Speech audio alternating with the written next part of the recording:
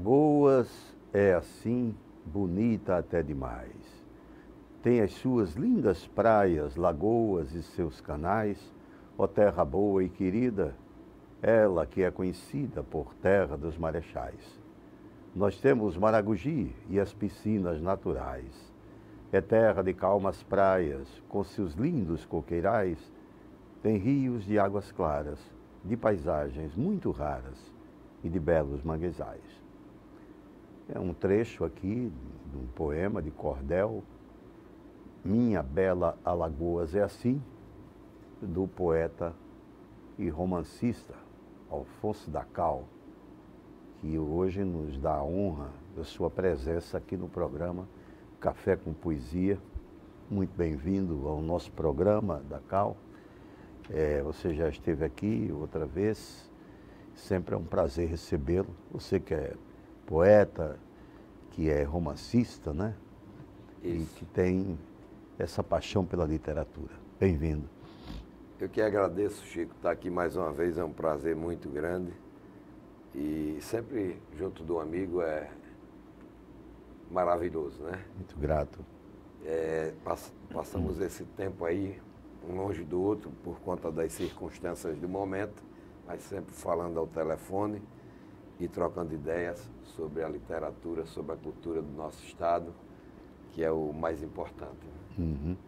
Então, você nesses tempos aí de pandemia, o pessoal fala, os artistas, os escritores, os pintores, enfim, vão ter aí esse momento de pandemia, aproveitar essa calmaria para produzir, é assim?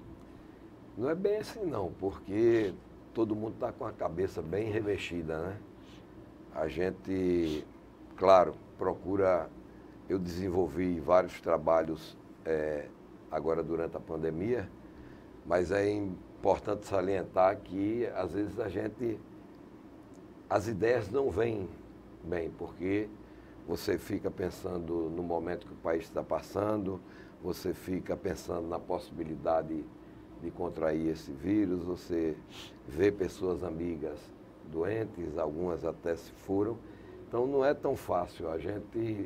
Todo escritor acho que tem uma sensibilidade diferente. Mas deu para produzir alguma coisa assim, mas eu confesso que com algumas dificuldades. Você, inclusive, estava conversando comigo antes de o programa entrar no ar e estava falando de um poema que você fez aqui durante o Carnaval, né? É interessante, eu chamo de poema de cordel porque você sabe que o cordel tem toda aquela métrica para fazer, né? Tem muita gente pensa do cordel que o cordel é simplesmente você fazer um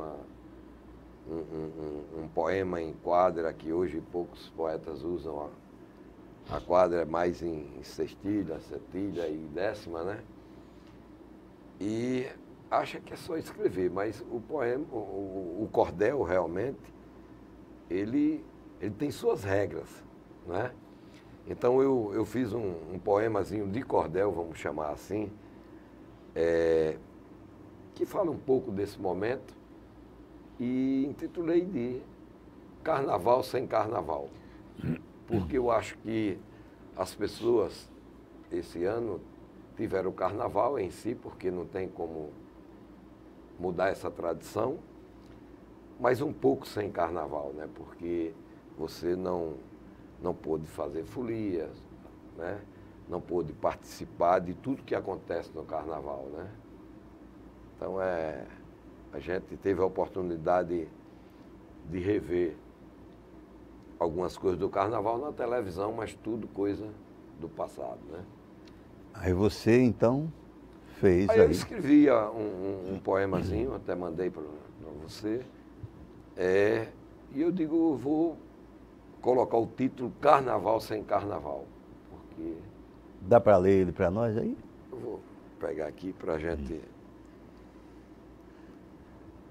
Porque é bastante interessante essa questão mesmo da produção literária, não é?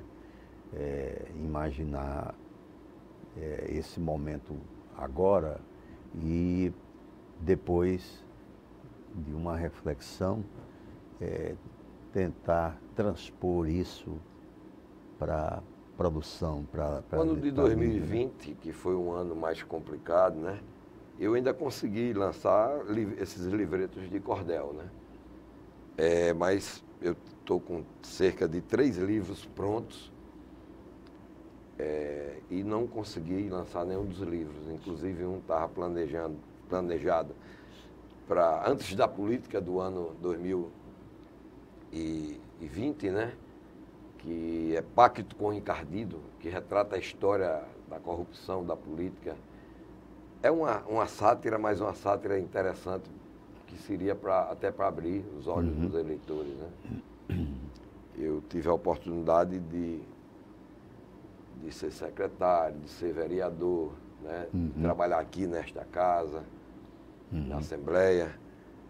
E aí a gente começa a assimilar as coisas.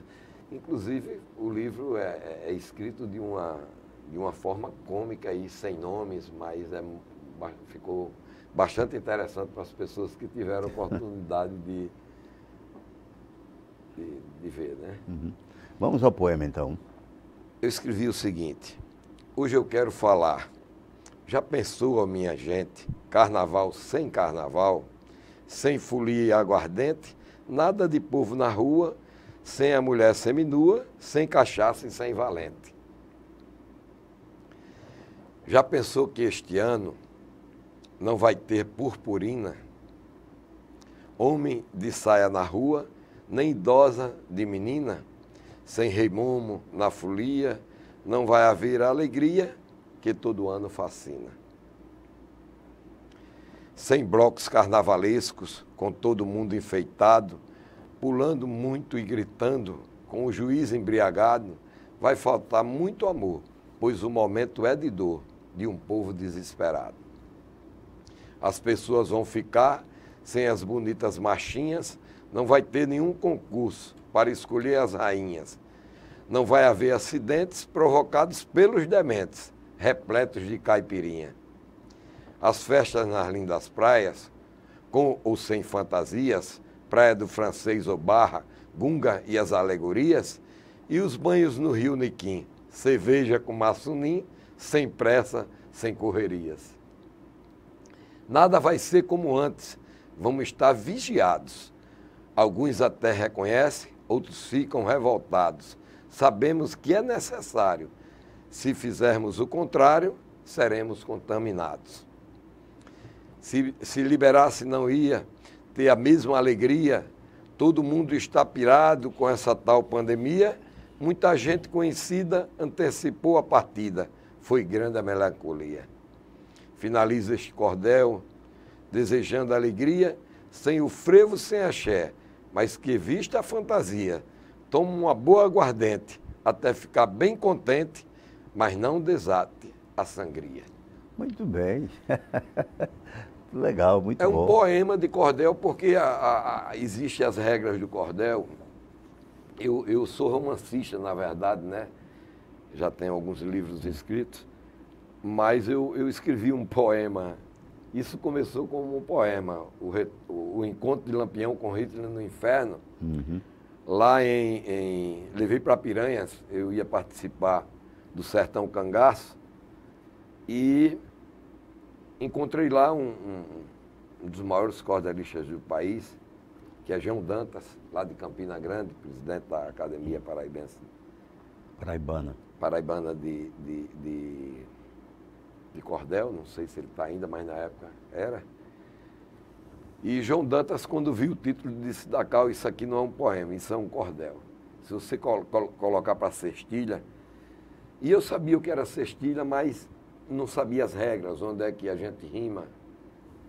E procurei aqui o presidente da academia, na época o presidente da Academia Lagoana de Literatura de Cordel, o meu amigo Ciro Veras, e ele com a esposa lá na sala dele, com muita boa vontade, me deu uma aula sobre cordel. Eu fiquei fascinado. E ele olhou assim para mim e disse: Dacal, o cordel é uma coisa que quando você começa a aprender a escrever, você não deixa mais. E é verdade. O cordel é fascinante. Quando você vai ver como funciona a métrica, porque muita gente pensa que escrever cordel, né, é chegar e escrever um poema qualquer, rimando em qualquer lugar. Não, existe todo esse regulamento, né, de escrever o cordel. Claro que a liberdade poética, ela deixa você com essa facilidade de escrever de qualquer jeito.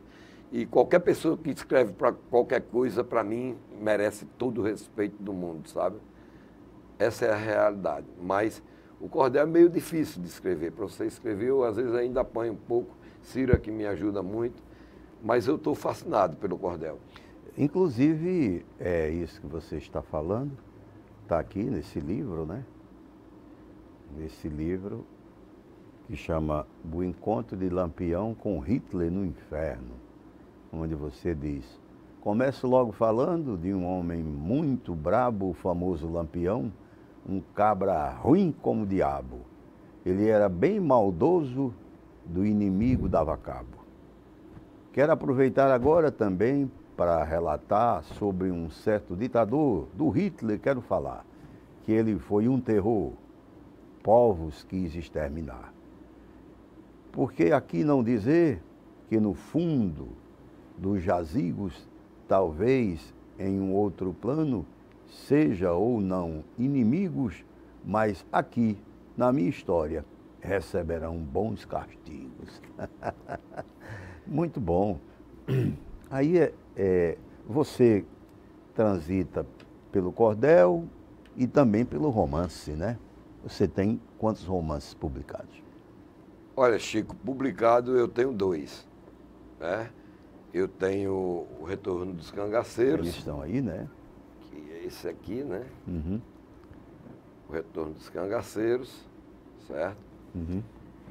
E tem esse livro aqui que, por sinal, foi o Zé dos Sonhos, foi um grande campeão de vendas, né? É um livro que hoje você só encontra no sebo, só compra pela internet. E o interessante desse livro é que você encontra ele para vender no Brasil inteiro. Você chega lá, você pesquisa no Google. Zé dos Sonhos, de Alfonso da Cal, à venda, né? Você vai encontrar alguns lugares que vendem como a estante virtual, e aí você vê no Brasil inteiro, em Curitiba, no Centro-Oeste, no Sul, aqui no Nordeste. Você encontra esse livro, tem que pedir pela internet. E eu fico fascinado. E aí, 2.000 visualizações, né, do livro, 1.000 visualizações. Puxa. E a média, a última vez que eu vi a média de aprovação desse livro, estava 97%. Puxa. É uma coisa assim extraordinária. Então, é um livro que caiu na... O outro é mais recente, aí ainda está... Mas esse livro Zé dos Sonhos, realmente, né? E os 2 com roteiros prontos, né, para cinema. Uhum. Feito pelo roteirista lá do Rio de Janeiro, Vital, né? Uhum. E também com projetos aí, que inclusive você está envolvido também no projeto, encabeçado aí pelo cineasta Adinô Pitanga, né? Nosso amigo. O maior prazer, Adinô. E vamos ver aí o que é que vai acontecer, né? A pandemia parou com tudo e aí a gente não sabe, né? Mas está aí tentando ver o que é que acontece via Ministério da Cultura. Se Deus quiser, vai acontecer, né? Uhum. Eu me sinto muito honrado em participar desse projeto, dessa produção, né, audiovisual. Um prazer imenso tanto estar trabalhando com você, uma obra sua, quanto o meu queridíssimo, nosso querido amigo, Adinô Pitanga. A gente vai fazer um intervalo e já já a gente retorna para você esmiuçar um pouco a história de cada livro desse. Não conta tudo, mas algumas coisas, uma síntese, para que o nosso telespectador, então, tenha curiosidade até de adquirir o livro. Então, já já a gente retorna com o poeta e escritor Alfonso da Cal. Já já.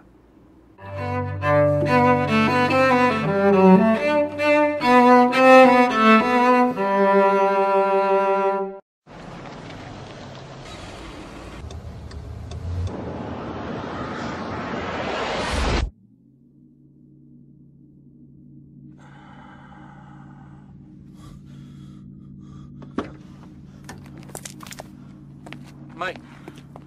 Oh, I'm so sorry. I thought there was time. He's just pulled out. I don't have time to stop.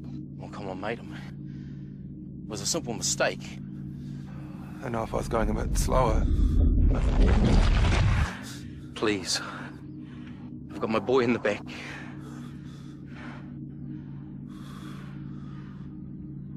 I'm going too fast.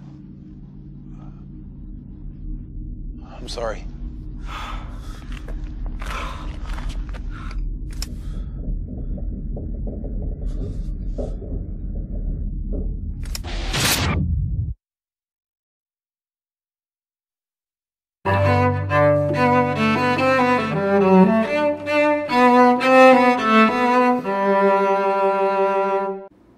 Retornando então o programa Café com Poesia, com o poeta e escritor, romancista, Alfonso da Cal. E a gente estava falando aí, no intervalo tal, sobre a sua obra, as duas, né? Os dois romances, O Retorno dos Cangaceiros e Zé dos Sonhos. Para mais ou menos fazer uma síntese desse trabalho, desses dois trabalhos, para os nossos telespectadores. Eu escrevo muito sobre o sertão. Eu sou apaixonado, fascinado pelo sertão. Eu acho que em outra geração eu fui sertanejo. E essas minhas andanças pelo sertão também, ela contribui muito para que cada vez mais eu escreva sobre o sertão, sobre a cultura da nossa terra. Então, o primeiro livro, Zé dos Sonhos, eu precisava encontrar uma maneira de percorrer o sertão e contar as histórias do sertão. Daí eu escolhi o personagem do caixeiro viajante, que é aquele que sai vendendo suas mercadorias de cidade em cidade, e comecei por Palmeira dos Índios. E aí fui para várias cidades até chegar na nossa linda Penedo. Através dessa viagem, Chico, é que eu consegui escrever sobre muita coisa. Né? Contar a história do guerreiro, da chegança, do pastoreio, do coco de roda. E aí contar também, desde as brincadeiras de menino no sertão, né, até as brincadeiras de adulto. E aí ficou um romance também bem apimentado, com muita história de amor durante todo o romance, porque dizem que o caixeiro viajante é muito namorador. Aproveitei essa oportunidade para contar o que eu considero as belas histórias que a gente ouve de amor. Muita gente, quando leu o livro Zé dos Sonhos, disse assim: rapaz, eu já fiz isso, eu já brinquei disso, eu já vi isso. E contei também a história das festas de igreja, entrei um pouco no coronelismo, no crime de mando, essas coisas todas, mas de uma forma bem tranquila, né? Eu queria continuar a escrever sobre o sertão porque eu queria escrever sobre outros temas, e principalmente sobre o bando do Lampião. Então, o Retorno dos Cangaceiros foi uma forma de eu trazer o bando do Lampião de volta para os tempos de hoje, para poder, através dessa narrativa, eu contar histórias maravilhosas, como a história de Delmiro Gouveia, e aí passo por Água Branca, a história de Raimundo Jacó lá em Serrita, que foi aquele vaqueiro famoso que, com a morte dele, foi idealizada pelo nosso rei do Baião, o Luiz Gonzaga, a Missa do Vaqueiro, que hoje é uma coisa fantástica, né? Lá em Serrita e em vários lugares, a Missa do Vaqueiro hoje já acho que está até no calendário religioso do Nordeste, né? Então eu escrevi sobre muita coisa, porque eu parto de Entre Montes, lá em Piranhas, escolhi aquela terra maravilhosa, Piranhas, e principalmente eu sou apaixonado lá por Entre Montes. Eu escolhi Entre Montes para ser o início da história, para contar a história das rendeiras de lá, do artesanato de lá, e subir contando ali a história de Piranhas, Delmiro Gouveia, Água Branca. Aí entro pelo estado de Pernambuco, passo por Serra Talhada, que é a terra de Lampião. Lá eu consigo escrever sobre a cavalhada, sobre a vaquejada, E aí chego ao Juazeiro do Norte, entrando ali por Jati, Brejo Santo, Barbalha, e vou até o Juazeiro também para contar um pouco da história do santo nordestino, o padre Cícero Romão Batista. Né? Então ficou bem interessante, e o mais interessante foi os personagens que eu escolhi, né? Que é um anão chamado Toquinho, que dizem que é filho de um romance, de uma gaia que foi botada no pai dele por um anão de circo, né? E escolhi os personagens bem divertidos. O outro é o Papa Cabra, que todo mundo sabe porque tinha esse nome, né? E o Zé Bestinha, que é aquele cara bestão, que na verdade não tinha nada de bestinha, era um poeta. Inclusive eu coloco ele para escrever um poema, e esse poema está no livro, para ele concorrer lá na festa, na grande festa de vaquejada de Serra Talhada, e ele é o vencedor, então fica uma coisa muito bacana. O Toquinho tem um jericotáxi, né, que é um jerico com a carroça, e eles fazem essa viagem com essa aventura toda, né? É bem interessante, porque o padre Cícero, já entre montes, por conta do pecado que eles cometeram, dá uma missão a eles, e eles têm 7 vidas, e durante esse percurso ele chega já na 7ª vida lá no Juazeiro. É muito bacana a história, ficou, eu acho que Deus me iluminou para essa narrativa aí. Né? É uma comédia interessante. É uma comédia bem interessante. Uma coisa meio realismo fantástico, né? É aquilo ali. Ele é muito interessante, né? Uma ficção assim, bem forte, com cenas também fortes do que acontecia com o bando do Lampião, né? Lampião, que é essa figura que hoje ela passou até um pouco para o folclore nordestino, né? Todo mundo usa muito o Lampião, mas que foi um caba muito bandido na vida, né? Muito legal. Você é um homem também ligado ao turismo, né? Então, e apaixonado pela sua terra, Alagoas, eu sou testemunha disso, né?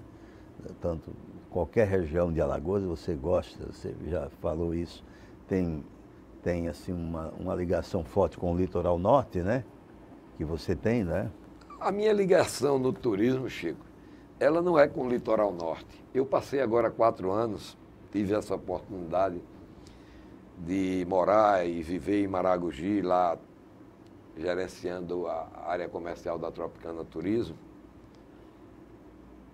E foi muito bom ter ido para lá, porque é um lugar que inspira, né? Eu morava quase frente para o mar, assim, pertinho da praia, e estava sempre ali nos hotéis, nas regiões. Foi lá que eu me inspirei para escrever A Minha Bela Alagoas é Assim. Minha Bela Alagoas é Assim, ela conta a história, um pouco da história de cada cidade turística do estado de Alagoas. Ela vai do litoral norte até Piranhas, lá no Alto Sertão alagoano. São 38 anos já de turismo, comecei como guia de turismo. Eu era considerado o guia historiador do estado de Alagoas, porque eu tinha e ainda tenho uma base boa da história de Alagoas gravado na memória, né? E essa minha paixão pelo estado de Alagoas, ela já existia antes, né? Pelas minhas andanças, mas o turismo é que me fez conhecer de verdade o estado de Alagoas. E eu agradeço muito a Deus e vou falar o nome dessas pessoas que eu não posso esquecer de jeito nenhum. Eu agradeço todos os dias da minha vida e oro muito por eles também.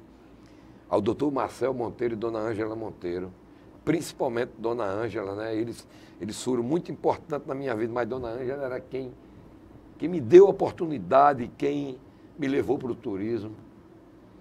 E eu cheguei muito alto no turismo. Eu acho que a minha profissão hoje, eu sou um gestor comercial de turismo, eu devo muito a eles, sabe? Uhum.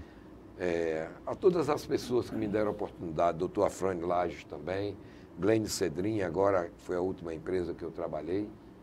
Então é uma vida dedicada ao turismo e houve uma facilidade grande de escrever o Minha Bela Alagoas é Assim, por conta do conhecimento que eu tenho de todas as regiões. Eu sou um formador de roteiros, criei muitos roteiros, né?